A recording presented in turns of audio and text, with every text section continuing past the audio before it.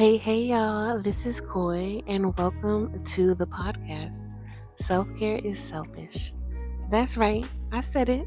And I'm being selfish right now, doing what I love to do.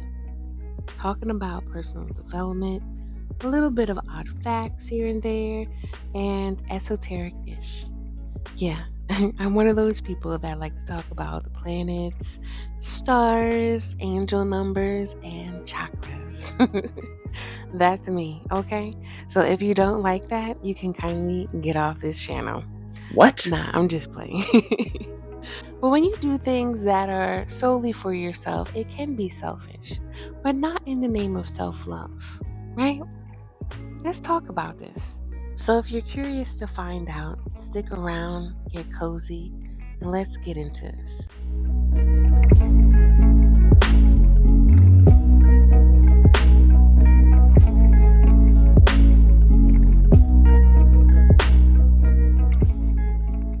You got to realize you got to replenish your love. I said that before, but we're going to say it again, okay? Self love is a way to replenish the heart. Now think of this, right? What happens, let's say that you were invited somewhere and it's a potluck, right? And you're like, let me go buy some cookies. Matter of fact, no, I'm going to make cookies. You make 12 cookies, right? And you get there and you kind of look around how nobody really brought anything.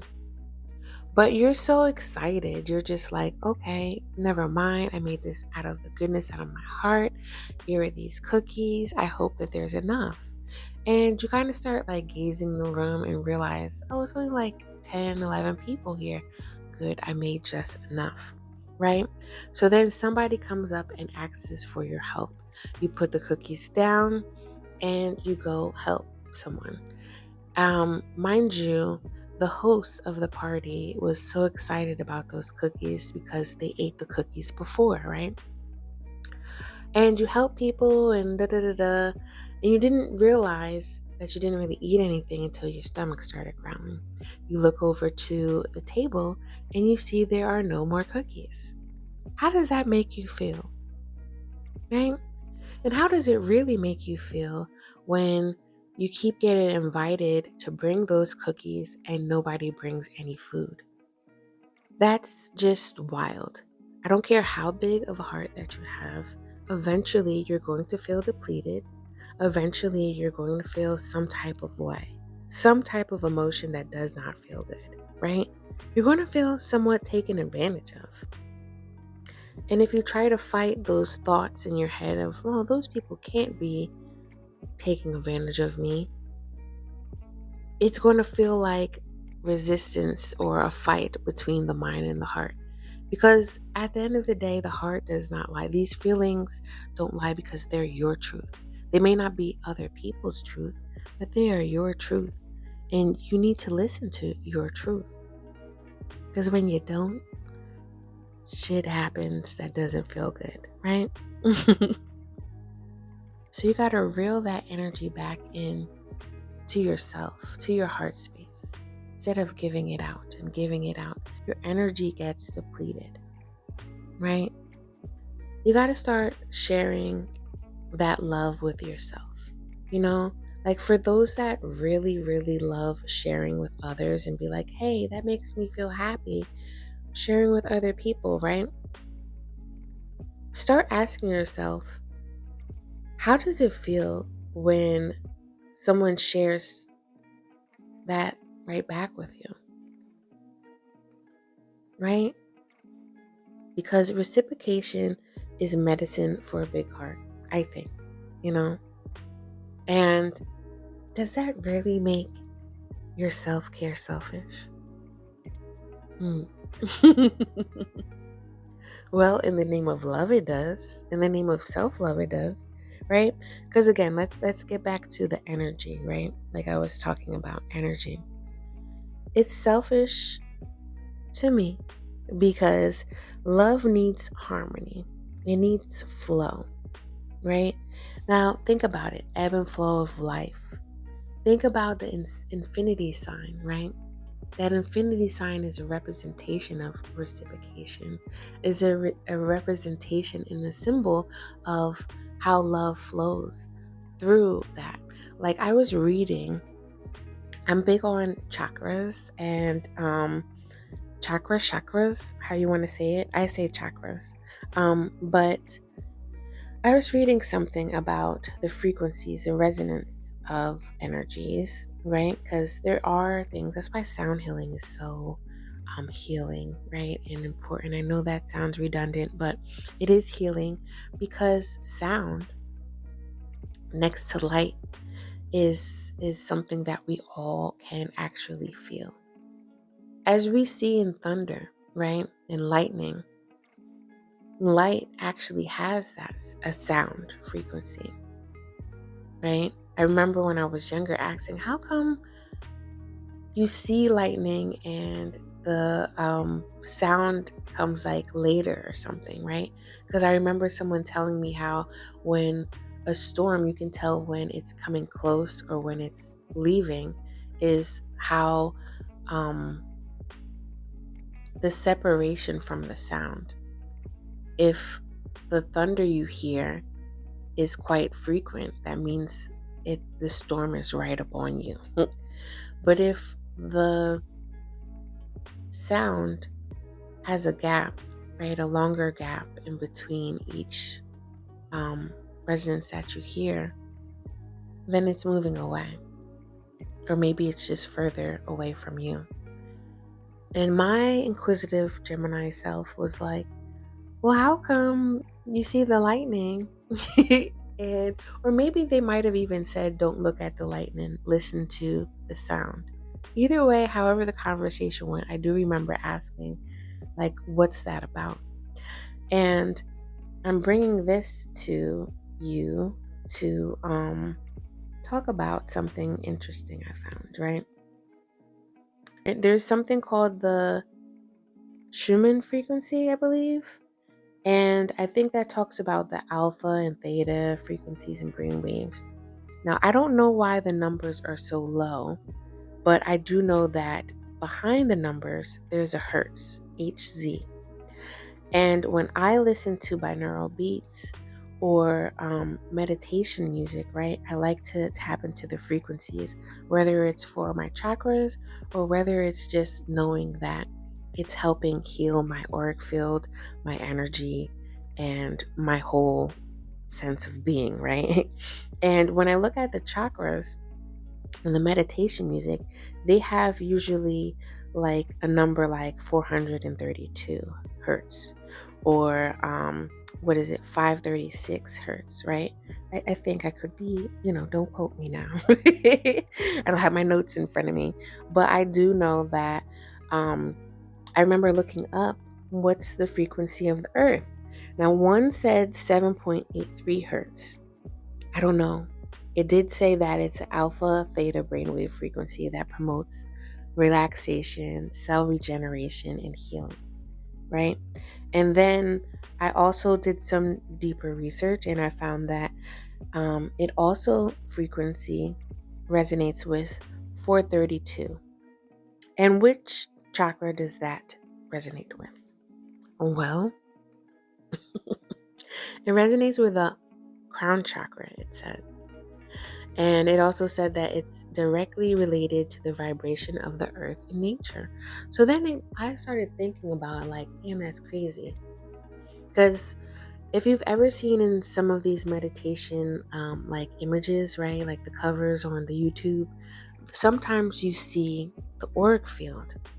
And if you can picture this, picture your body standing straight.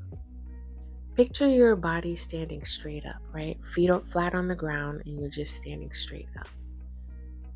And picture energy pouring into the top of your crown and going all the way down your body to your feet, right?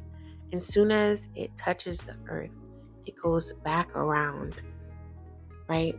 Out of your feet and to the top of your head and goes right back down, right? And it's kind of like a loop, right? And if you can think of that loop, you can kind of see how that infinity symbol is tied into each other. And you can kind of start understanding ebbs and flows, right? Waves, like the earth resonates like that too, just like a globe, right? Um, those pictures that they have where your energy is flowing down, right, from the top of your head, out of your feet, and around, it's pretty much like a kind of like a fat sandwich.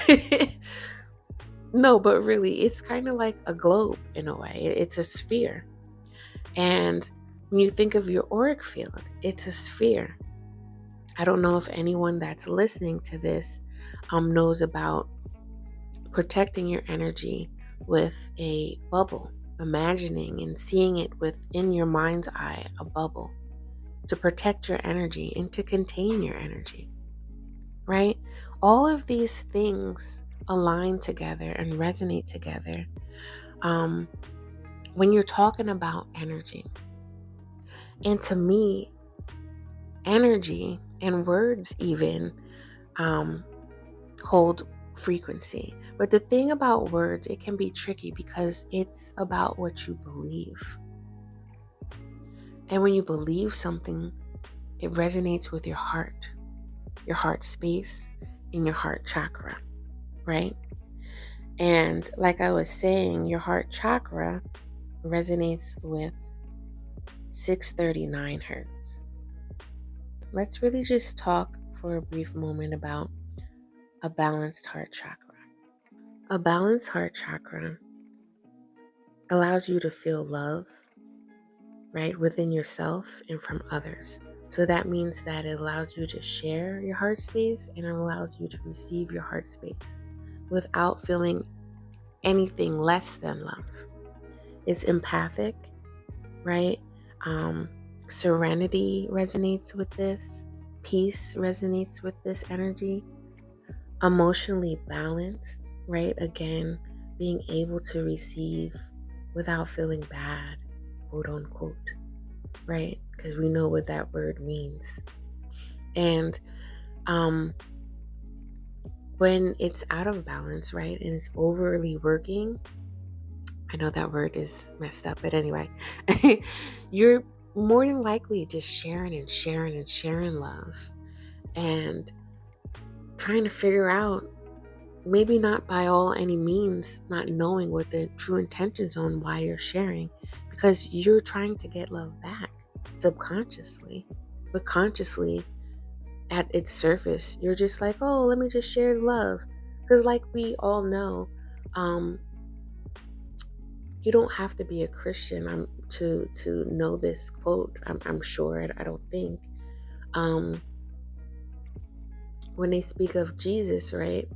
Give unto others as you would to yourself. But a lot of times, do we really know how to give love to ourselves?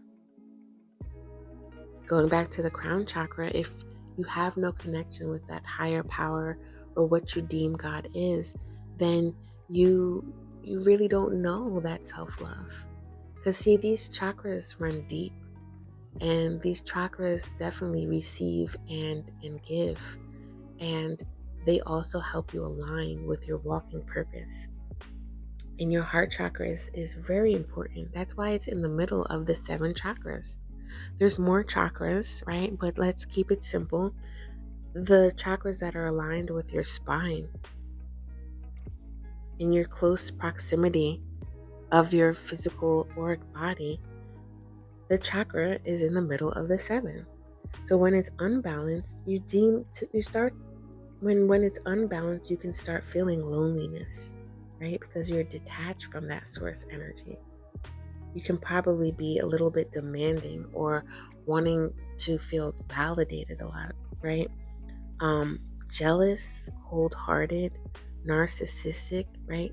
Narcissistic, that word is thrown around a lot. I know it's a buzzword, but we can think of it simply put as someone with no empathy, a closed heart, right?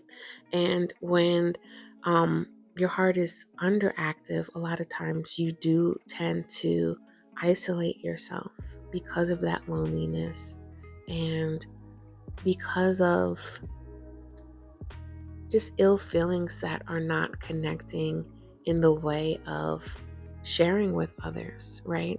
Whether it's your fault or theirs, right? But letting go of that judgment, you don't have that fault. You don't have that blame that connects with guilt and shame, right? And those are in your lower chakras, which if you stick around, we can start talking a little bit more about that, right? But I just want to talk about the heart chakra, that ebb and flow, that give and receiving, that receptive feeling and sharing feeling, right? That's the balance of the heart chakra. And you know it's balanced because your awareness is what makes it balanced. Being aware of your own energy, of your own chakras, is actually you healing yourself. Okay? All right now? Can I get a snap? No, anyway, I know this is a podcast, so but this is my take on this is just like the start of what I want to share with y'all on why I quite frankly feel that self-care is selfish. I saw a lot of quotes, on the gram and amongst social media, and I was like, yeah, self-care isn't selfish, right? And then I'm like, but it is though. For me, I can think it's selfish because my last thing that I want to share with you all is the words, right, of selfish. It wasn't until I actually saw the definition of selfish, right? And I was like, it says concerned excessively or exclusively with oneself. Now, to me, my perspective on exclusiveness is that it's oneself. Exclusive is something private, right? And then it also went into seeking or concentrating on one's own advantage. Now, when I do things in the name of love, it's not for my own advantage, right? So I had a little tiff with selfish, right? And then it was funny because you know how the internet be internet. I came across something that said selfishness and it said it was a noun. And then I was like, well, a noun describes people, places, and things, right? So a noun is something to somewhat affirm or just be.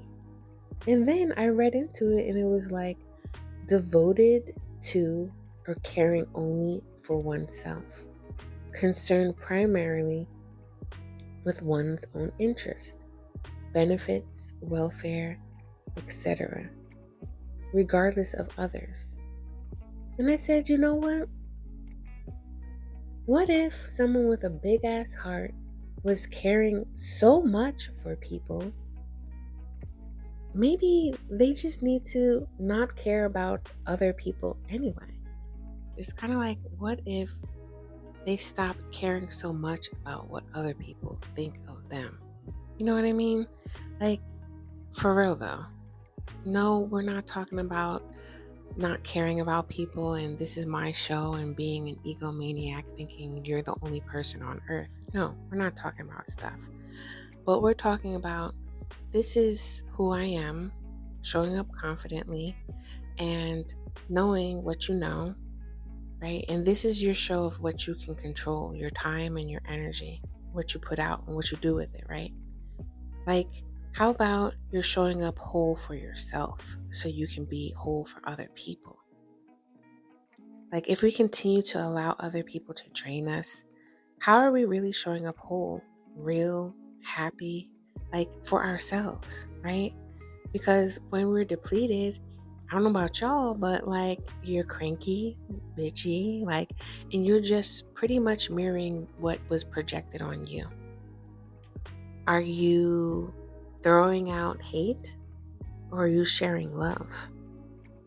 And if you think about some things, right? If you look at the base of people's intentions in two ways: fear and love, then you'll start to understand the empath and the narcissist story from my perspective, okay? And when you're, I don't know, it was I wish I knew what I was watching that day, but there was something on TV that I was watching, and they said, um, no, I know what it was. It's a YouTube channel where this guy talks about human design, which is a system kind of like astrology, but not really. But it helps you discover oneself, one's energy, and how to replenish yourself, and how to pretty much make decisions for yourself in your own sovereignty of um, really feeling good, right? Like really monitoring your energy, how much energy people are taking from you, and how much energy um, you're um, able to like give back to yourself, basically. In short, it's so much more complex than what I'm saying. But this man was saying that self-love in the name of fear is basically narcissism. And I remembered it because I was like, wow. And I think that's kind of what got me running down the rabbit hole of like, let me look up what selfish means in the dictionary. Not to say that the dictionary is my truth always, because it's not. Like, let's think about it. Who the hell is Webster? Webster's dictionary. Like, how can I hold my truth to his weight? I don't even know. It's probably some old dead white man. And I respectfully say that, but if you know, you know. I don't need to go there because I want to make my point. When you do things out of love, out of your heart space, and out of your chakra, you know how love works. I just said that in the beginning as well as probably 5 minutes ago. It's reciprocal. And sometimes it's not reciprocated because someone's heart chakra just ain't open, or yours ain't open. Or let me not say it's not open. It's just not opened in a balanced way. And that's the way that we need to look at chakras too. Sometimes it's underactive because it's not open in the right balanced way. Sometimes it's overly active because it's too open, right? If you think of your body as like a machine, I'm kind of getting images in my head about kind of like a what are those choo-choo trains? Oh gosh, I don't know the terminology for that, but you know, every like if you see gears turning, right? Everything is connected and everything has its part. And when you start discovering one's own self in the name of self-love and taking on your own self-love journey, your own spiritual journey, and your healing journey, you start understanding that it's okay to love on yourself, and it's okay to have boundaries, to actually focus on yourself, right? And not worry about what other people got to say, because confidence is showing up if other people don't give up about what you have to say. You're still confident.